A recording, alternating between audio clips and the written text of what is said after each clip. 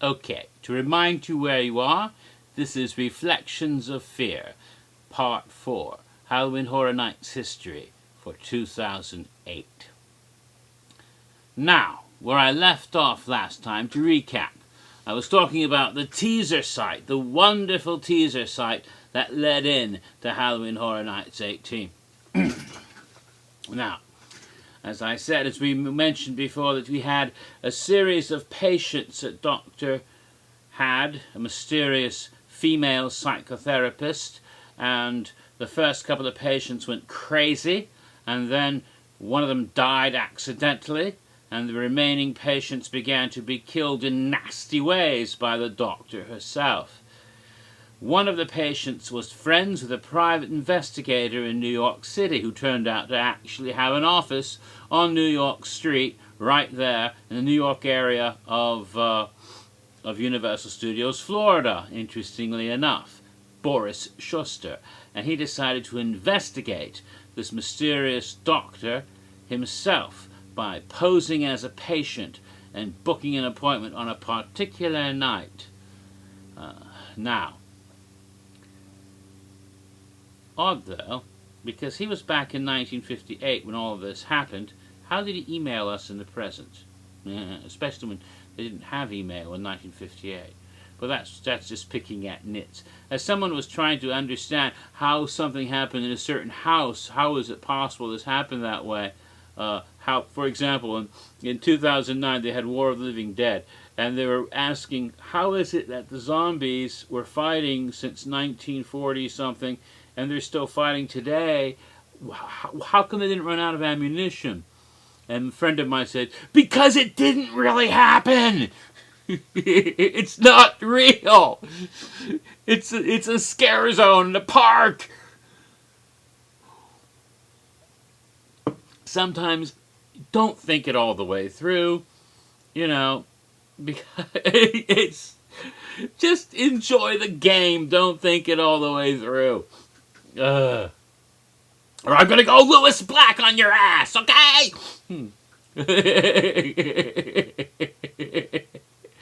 So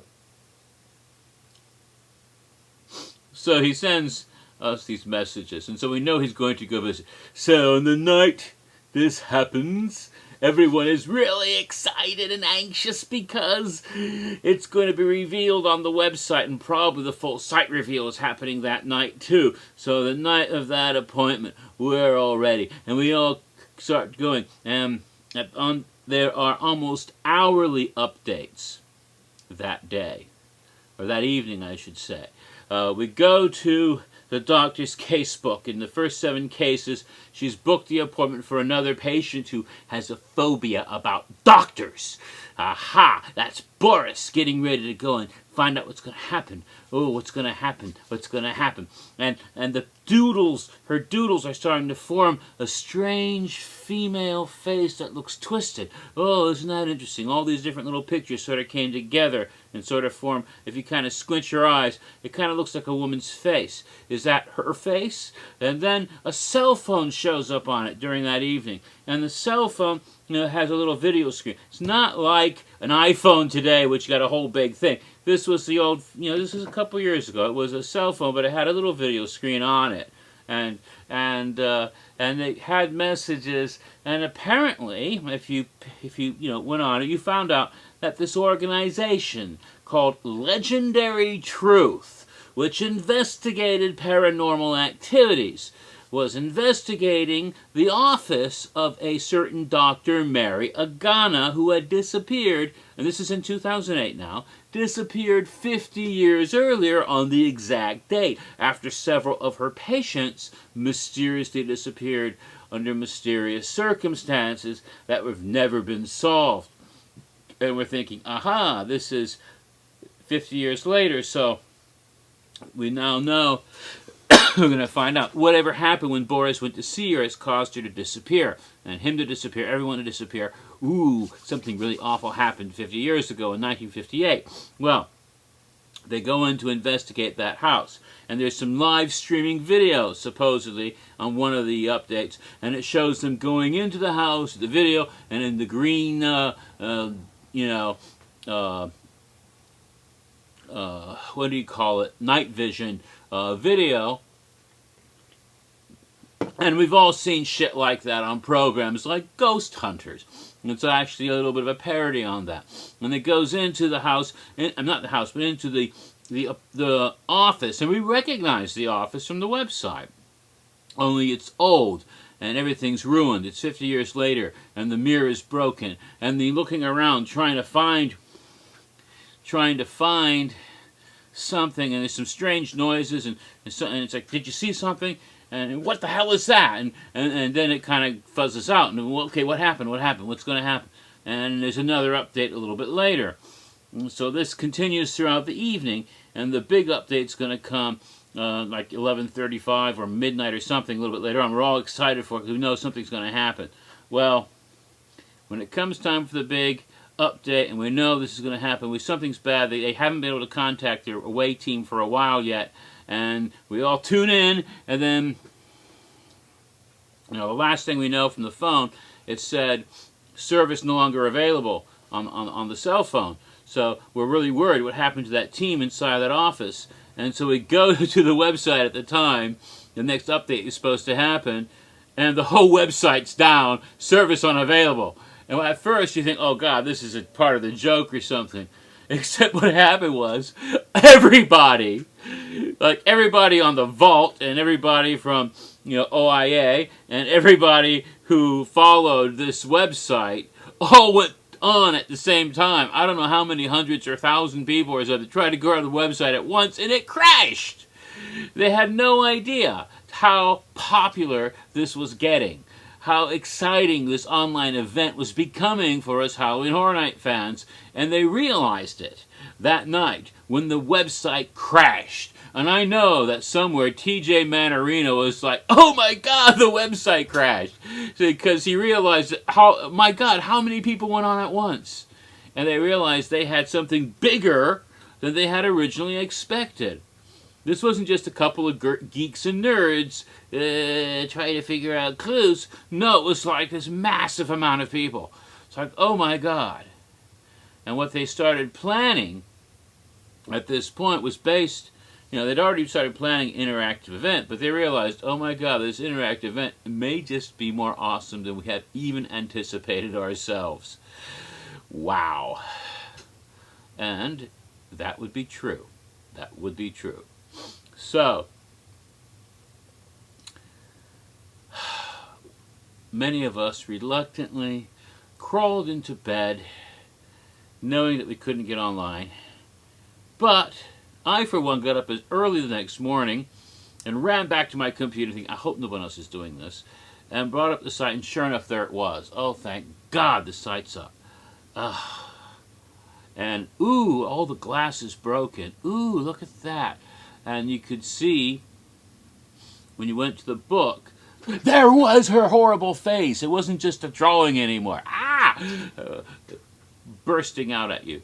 And then if you go into the mirror, you could actually enter the mirror, and you were taken into a swirling vortex of blood, which took you into Mary's world. And you went through a strange fairy tale like Wonderland Kingdom with mushrooms, and then into a covered bridge with headless horsemen, and past a little village where there's and then sort of like an old redneck bar. You would go past that, and then you would go into like an old like Stonehenge or something, and then there was this street in London, and then you're in some kid's bedroom, and then you're in outer space, and then you're back in that swirling vortex of blood, and you'd started over it, and it was all like coming directly at you. It was like it was almost like a video game that's a first-person shooter where you're moving through something and it's all coming directly at you, like in 3D almost. It wasn't, it was pretty awesome. You couldn't go left or right, it just went straight forward. And as you went through, there were things you could click on that would give you details and connect you to houses and scare zones and other stuff. And it was also themed, there was nightmares, there was urban legends, myths, and tales, and so you began to see a connecting theme to all of it, with Bloody Mary's world of tales and legends and urban myths and all of these things and nightmares coalescing into this whole sort of unconscious world behind the mirror. So, which fits because she's a psychiatrist before she became Bloody Mary, right? So, now we knew the 8 houses. Now, we'd had the names for 5 of them before, but now we knew that Body Collectors 2 would actually be Body Collectors Collections of the Past. We knew that Scary Tales 3 would now be Scary Tales The Nightmare Continues. We knew that Bloody Mary House would actually be called Reflections of Fear. It would share the same name as the event itself. The first time they did that with a house at Halloween Horror Nights. And we now had the 6 scare zones. Path of the Wicked, Streets of Blood, American Gothic, Asylum in Wonderland, The Schoolhouse, and Fractured Tales. 6 scare zones that seem to be in some ways connected to the whole theme of the whole event about tales and legends and myths, and also to the houses. In fact, some of the scare zones fit in right with the houses, like extensions of the houses. How interesting, how fascinating. It was the most coherent event since 2005, where they had all of Terra Cruentus. There was more interconnectivity that year in a lot of ways. It was really compelling. So it was rather quite exciting to anticipate these houses. And throughout the month of September, and at the end of August through the end of September, we were getting hyped for it. And then something else happened online. I don't remember exactly the date. I think it was before the event opened, or else it was just after the park opened. But I think it was in September that a new website appeared called Legendary Truth. A mysterious group that had investigated the office of Mary Agana on that night had a website, apparently, and obviously it was connected to Halloween Horror Nights, and we looked at that website, and they investigate myths, urban legends, and wait a minute, these are the same things in Mary's world.